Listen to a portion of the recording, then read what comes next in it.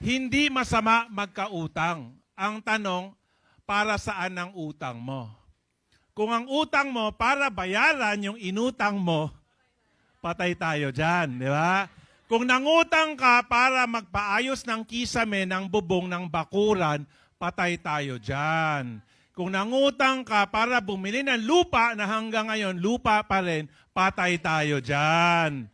Kasi nangungutang ang mga mayayaman para sa mga bagay na gumagawa ng pera para sa kanila. Okay?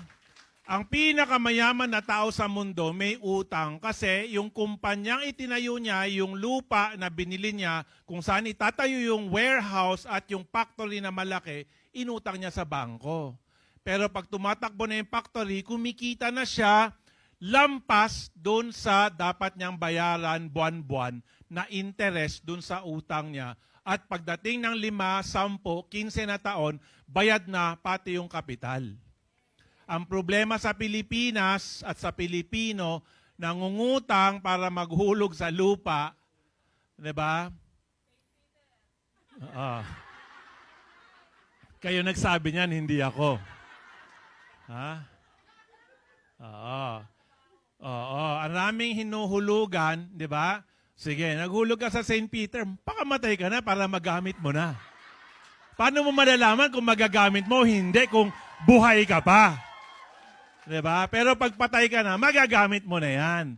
Actually, may-ari ng St. Peter, kaklase ko sa AIM, Asian Institute of Management. I have a master's degree in entrepreneurship. Ibig sabihin, lahat ng klaseng negosyo inaral namin. No, I'm a professional mentor under Go Negosyo program. Okay? Okay, and under the ASEAN Mentors Network, nandun din ako. Okay, so I'm known to mentor not just in Philippines but also abroad. But full-time, I give it to mentoring iFern leaders because my mission is creating millionaires. Pag tinanong anong negosyo mo, ang negosyo ko gumawa ng milyonaryo. Kung duda po kayo, sumilip lang kayo dyan sa balcony. Kung nakakita kayo ng mga mamahaling kotse, lahat po akong nag-mentor niyan. Okay? And normally sa iFern, pag 2 years, 3 years, 4 years, 5 years na sila, hindi lang isa ang luxury car nila. Meron silang Chedeng, meron silang Ferrari, meron silang GTR, no? Iba-iba, no? Kada kotse nila hindi bumababa sa 6 hanggang 10 milyon kada kotse. Okay? So, we are teaching people how to become millionaires.